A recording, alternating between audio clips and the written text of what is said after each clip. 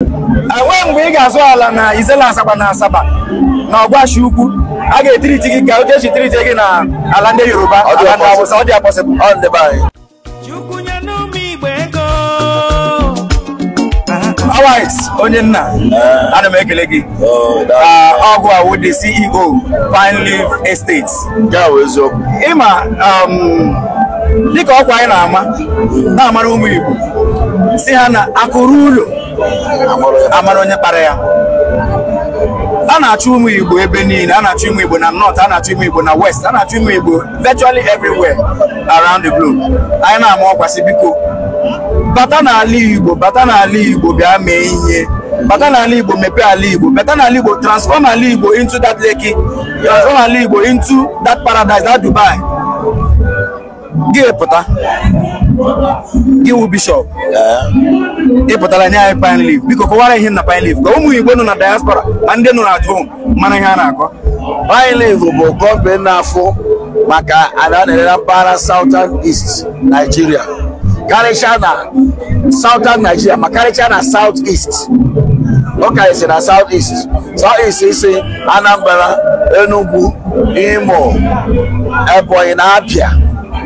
So ugbu anyị nọ na Anambra, anyị nọ na Enugu, anyị na-akwado ịba Imo. So January anyị na-aba kịta, anyị unveil Imo, unveil Abia, unveil Ebonyi, which is getting aside airports Ebonyi. So anyị abatago na the whole South East. Okay, kedu ihe na-akọwara ụmụ Igbo, kedu ihe how reliable ka ụmụ Igbo maka na enwere ọtụtụ ndị na-akpọ si kedu otu ala Igbo dị, kedu ihe a ga-eme, kedu ebe a ga-etinye ihe, biko kwara ụmụ Igbo biko. Ọtụtụ ndị Igbo anyị ma ndị nọ na diaspora anwa atụnyego n'aka Pine Leaf were ọnụ ha na-agba ama. Anyị bụ Pine Leaf ama mme ka ihere kpee onye Igbo ọbụla ya bata anụ. Ọ bụrụ na unu tinye ihe n'aka ndị Pine Leaf ị ga-adị happy imeri ya. Anyị amaghị repụta ụta ka ọ dị ịma ihe anyị na-arụ ijikọta Igbo ọnụ na ọwụ sọsọ Igbo nọ na South East bụ ebe nwere Igbo, ọwụ sọsọ na South East bụ ebe nwere Igbo. Enwere Igbo nụkwa na South South, Igbo nọ na mana North, that is na Kogi na Benue, nwee Igbo nọ na Bayelsa, Cross River na Akwa Igbo. Ihe ndị a ka anyị na-arụ ịkpọkọsị Igbo ọnụ. Anyị nwere idea na enwere properties ndị a na-ere na Delta. Yes, kọwara anyị maka ya. Anyị nwere Delta steeti ọtụtụ ebe dị iche iche na Delta steeti.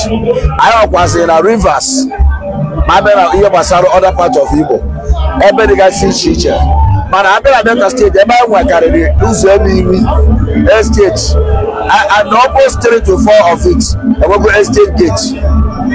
Ihe ndị a niile anyị na-eme bụ ka anyị wee fụ na ndị Igbo bata ihe a na-afụ n'obodo ndị ọzọ dịka ugwu Hausa mana Yoruba land afụkwa na be anyị bụ anyị Igbo. Ụta ka ọ dị ụmụ Igbo ndị ọma, ụmụ Igbo ka m na-agara ozi. Ụmụ Igbo sị m na m kwuru m akwụrụ na mgbawa m agbawa ya nwe ka m ji enwego m a lot of offers ndị ga-asị m na kedu na m bịa ka anyị kwuo maka real estate, ka anyị ree real estate mụ ha ewere nwaanyị decline, mana mgbe m ji hụ otu Pine Leaf ji na-eme akparamagwa ha otu ha dị people oriented, ya nwe ka m ji were onye ahụ sị na Pine Leaf bụ ebe m ga-achọkwa ụmụ Igbo nọ na mba, ụmụ Igbo nọ ebe niile ka ha bịa tiga aka na Pine Leaf ka emepe ala Igbo. Ala Igbo agwụghị na South East dịka m kwuru. Enwere ala ndị enwere na Ogbashi Ukwu, enwere ala ndị enwere na Ọkpanam, enwere ala ndị enwekwere na Izela Asaba ebe a na-asụ Igbo.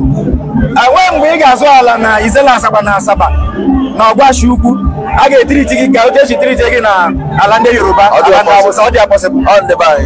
Onye nke m kara aka ka Chukwu gozie gị n'ihi mbọ gị ị na-agba mgbe ị na-agbara Igbo. Chukwu Igbo ga-akwụ gị ụgwọ. Otu iji si dat na ụmụ Igbo niile ga-enwecha ala gị dị ihe a na-akpọ chip, ọ dị affordable, onye ọbụla ga-enwe ala nwee ego. Ma nke 600, imagine ma nke 500. Ị na-anụ ya?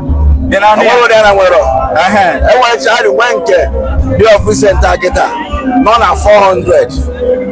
So achọrọ and nobody pụta ka ọ dị njọ ebe na-eme local place. Ụmụ Igbo na-ejere ntị unu gere from the horse's mouth. Anyị aga m na-ekwu ama Chukwu Emeka dị Unify Igbos now proponent. Ana m arịọ si biko gbadatanụ na ala Igbo, gbadatanụ na Pine Leaf Estate ka anyị mee ya ka ọ were ife udo.